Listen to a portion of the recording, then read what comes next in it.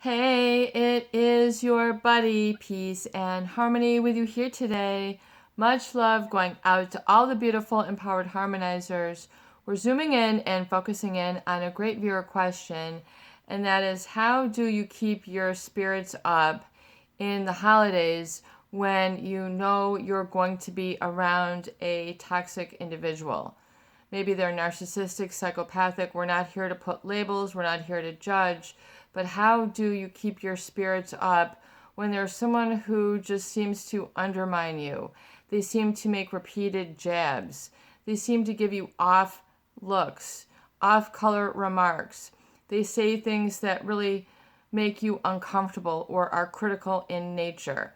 They're just trying to get you to, just sort of be under their control, under their string, under their program, and under their conditioning. And for a lot of people, they have been continually conditioned and programmed by either this individual or a series of individuals who has become toxic in nature. Toxic meaning they're really at a point of really not in your best interest. There is really not a compatibility. Even though your efforts to the contrary, this person is creating a lot of tension and resistance in the air and interactions around you. They say things that are usually self-promoting in nature. They're very apt to just sort of talk about themselves, their accomplishments, their goals, and undermine you when you want to get a word in edgewise or just a word in conversation wise. It just doesn't seem to find its place. You get a lot of toes stepped on. What do you do when these people are around? And how do you enjoy the holidays? How do you enjoy the gathering? How do you stay on track? Number one, realize that these people serve as an ultimate distraction. They are an ultimate distraction, just like if you are on your cell phone while you're driving. You don't have your full mind on the road. You might say, I've driven this road, hundreds of times before, and I know it like the back of my hand. I'm just going to continue. But there are distractions, people cutting in and out. They take you off of sort of your focus. Your subconscious really knows what to do, but it's also very sensitive to distractions. And whether they register consciously or subconsciously, oftentimes these people serve as obstacles or distractions to you. And to counteract any sort of distraction, remember, the horse with the blinders on, with the, where they wouldn't, look to the side, right or left. It's very hot here in the Peace and Harmony studio, so I apologize. I am sweating over here. Anyway, so when we talk about distraction, that's really a red flag. And to know that, there are certain qualities which make them sort of out of the regular, lineup of discussions or people who you're going to get together with. They can either have excessive emotional reactions, which oftentimes people who are psychopathic do. They have, these outbursts of sort of either, very joyous emotions, very outlandish, very loud, or, they can be really no feeling at all. It's very strange when you see someone who is psychopathic and they're just sort of have a social flatness, a monotone voice. They just talk like they don't have emotion. It's very flat. So, I know there's a lot of people here who are looking for red flags and things of that nature. However, when we're talking about really dealing with somebody who is upsetting and triggering, you have to realize it's because oftentimes they serve to sort of put a jab or a wrench in edgewise so that they can command the control and the power over the situation. These people have an insatiable need to control others. They want to arrange others. They think their input is more important than anybody else. They're the old, spotlight hoggers, hogging the attention, hogging the laughter, and so how do you deal with it? Well, realize that when you have to come to it really and look at it from a space of peace, firstly. If you're coming at it as a space of reaction, you're really being thrown off balance. You're not stable, you're not grounded, you're not connected in the way that you need to be in your strength in order to handle the situation and not be thrown off. So an exercise that you can do is really just focus on grounding your feet into the ground, making sure your stance is strong, your legs are strong, your posture is good, your vision is clear. You don't have a lot of mental clutter going on. So really being able to work, and as we talk about mindfulness and meditation, really being able to have a sense of cool, calm, and collect within. Practicing and rehearsing that on the daily is super important. Your empowerment is going to come from a space of peace within, and meaning, I'm sort of defusing any sort of the programming and conditioning that this person or series of people have done to you, painting you into a corner or painting you to be a specific person that they want you to be. I know we have a lot of viewers who feel that they always need to be like an indentured servant, that their value is placed on the gifts that they give others, that, there's always a condition attached. So begin to remove. Love is not attachment. Love is not attachment. So perhaps previously in your series of relationships, this can be with your families. You might be the one who over obligates, who always puts others first, is always asking people about themselves and never get a chance to talk about you. You thought that the way to communicate, value for others was to give them all the attention. That was then, this is now. It's time to come back basically to now o'clock and live in the present moment. Whatever happened has happened. Don't keep one foot in the past and then one foot in the future. You're always sort of anchored by the past versus being anchored by the present. Give yourself credit where credit is due for all that you have learned, understood, and adjusted in your life to kind of get things in perspective. Especially with family members, there can be a deep-seated, deep-rooted, and deep branches going off as to the role that you play.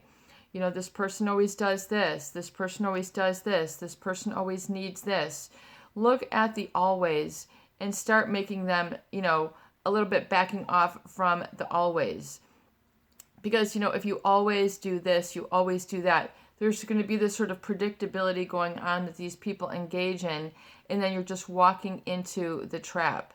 As we know, these people love to create a trap. They're looking for opportunity. They are opportunists. They're going to perhaps see if they can throw you off by saying things that are insultory or derogatory.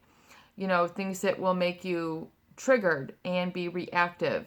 Begin to really watch your reactivity and become more sensitive and aware when this reactivity is sort of set off. What are the things that they do, that they say? How can you take your eyes off of them? Because oftentimes it's a distraction that is fueled by the fight or flight, meaning, you've been triggered because there's, there's a degree of needing to protect yourself. And when you're in the self-protection mode, putting your dukes up, defending and justifying, or always explaining yourself. People who are toxic tend to do this. Oh, so you got to know this, you got to know that. Where's this person? Where's that person? It's almost accusatory in nature. Oftentimes the tone of their voice gives them away, is enough to rattle your cage, to set you off. The tone of their voice, the look that they give you, they know what works. Begin to sort of take stock of what they do that triggers you. Take a moment and set aside time. What is it that they do that triggers you? Is it their tone of voice? Is it how they never give you eye contact? Is it how they're fake? They're, good to see, just a fake comment, fake gestures, just ingenuine, very superficial, just very gratuitous, just for the sake of doing it. Oftentimes these are more hurtful to yourself than helpful. So look at the ways that you really feel that they harm you, because usually there's a triggering, especially if there's a lot of history in the relationship where you have, been triggered to the fight or flight, meaning there's a survival instinct that of self-preservation which is enacted. And most people who are empathetic and have empathy, meaning they can actually feel others' feelings, are really ones who get this becomes a big issue. They need to turn down the volume on their empathy. They need to learn to manage and control it. Find out when they're becoming too sensitive to the needs of others, and stop valuing your value of yourself based on what you can do or give others, particularly of the gifts. There's still people caught up in all sorts of, you gave me this for $10, I have to give you something for 20. There's all this, back and forth. Let that go, especially if it's becoming just a tit for tat or a competition, or it's hurting you. Don't engage in that sort of tradition. Create new traditions. And the survival, oftentimes is because they have been threatening to you as you have sort of been like threatening to them. People who are toxic tend to over perceive, those people who are the controllers, the people who are narcissistic or psychopathic. They want to be in control of arranging everything. Nothing else will fly. Nothing else goes. Your input is not welcome. It's all about, them and seeing how good, great, wonderful, they are, and they're oftentimes the biggest self-promoters. And a lot of people have, fallen into the trap that the narcissist or the psychopath has wanted, and going on that bandwagon and being supportive, giving them the gifts, laughing at their jokes, perfecting their meals for them, always being there. They sneeze, here's a Kleenex. They almost fall, are you okay? They're always hypersensitive to the needs of these people. Begin to let these people take care of themselves. Rather than catering, becoming like an indentured servant or a supply source, begin to look at your approach and change it. And get it out of the survivor mode. Enough of just surviving. Enough of just holding onto the grips, of the steep inclines and challenges that these people make. A lot of people feel that their life is blessed by challenges. There are challenges that are helpful for you to learn and adjust and grow and become stronger. And then there are challenges which just become toxic, i.e. poisonous, i.e. bitter to the soul, bitter to the tongue, bitter to the gathering. And so, rather than making yourself small, realize that this is the feeling that is oftentimes programmed, conditioned, and indoctrinated by the toxic others, so they can easily put a foot up, a leg up, and show you how big they are, throw their accomplishments on, especially in the holidays when you're catching up, or, you're really just sort of putting your soul on the line. These memories that are going to be forever. There can be a lot of pressure. Take the pressure off. Don't buy into all the hype. Begin to tone it down. If you need to scale back, scale back. There is no shame in being true to yourself. There is no shame in saying, I'm done with just being in a survival mode. So you need to kind of really condition and comb through that cool, calm, collected body, and put, the horse with their, I don't know, you call it the blinders on, or just so that they stay focused and they're not, distracted by other horses. Begin to adopt and cultivate a same degree of focus that you need on what you're doing, so that you are there for yourself. You impress yourself. You're reprogramming and reconditioning yourself. Mix things up. If you're always there to pour somebody's water, fix somebody's plate, look at putting water pitchers out. People, you can help yourself. You can help yourself here. Don't be attached to the outcome. If people like it, great. If people don't like it, great. Begin to approach the get together with detachment, which means you're not attached to the people or the outcome or what they say, they do, or don't say. You'll find this quite liberating. It's a very important spiritual practice to learn the art of detachment, which means you're just fluid. You are in the flow. You're not worried about the rocks, the boulders. You are just in the flow. And begin to get a sense of what this physiologically feels like within you before the situation arises.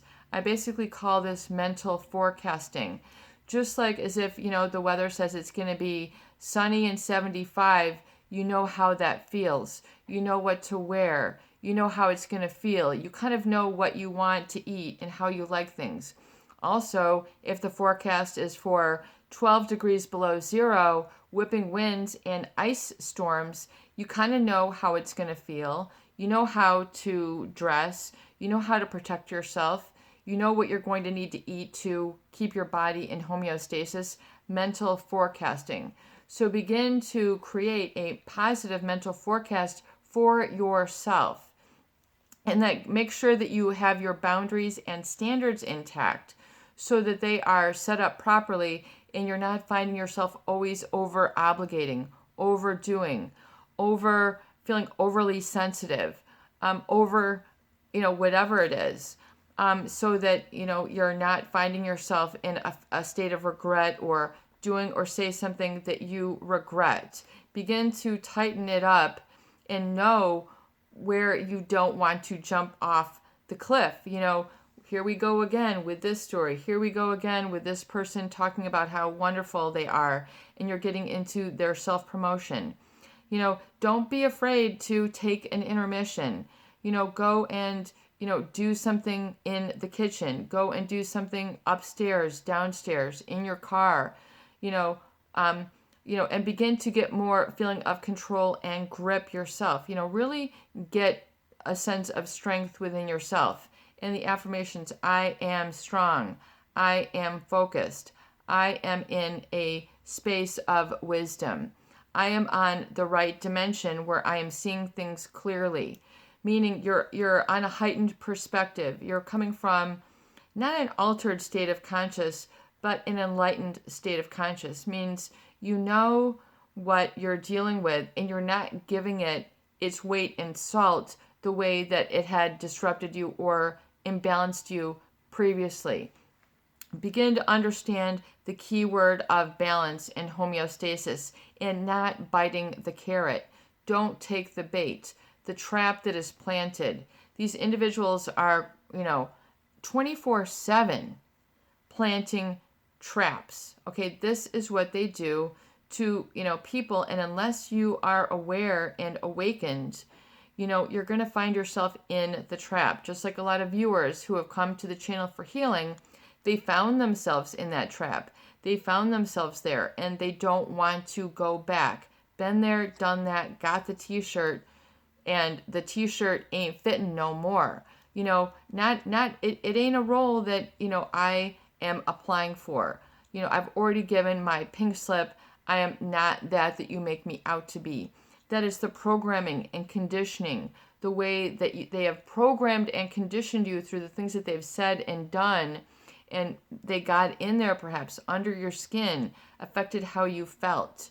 That was then, this is now. You are stronger, wiser now. You have more circuitry and awareness physiologically of what your strength and your focus feels like, and coming from a space of self-respect and reverence for, something larger, the bigger picture, keeping that reverence, holding on to your recovery gift, whatever it might be. You might have, a rock, which is important to you, calcite, which is, part of that creative, seductive, and not seductive energy, but sort of creative energy. What gives you the energy that you really like? Is it candles? Is it decorations? Is it natural pine? Is it pine cones? Is it cranberries? Is it gravy? What is comforting to you? Making sure that your environment is abundant and replete with what comforts you and creates that feeling and that vibe. And if you're going over to someone else's house, then treat them with reverence and respect. Once again, the object of detachment. Don't be attached to the outcome. How good is the food? How good is the conversation? Stop evaluating and judging. Just unplug the evaluation and judging. Good, bad, right, wrong, me, them.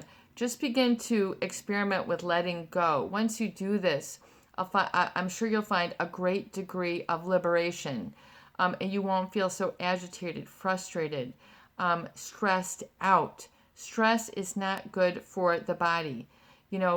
Don't do the stress to yourself.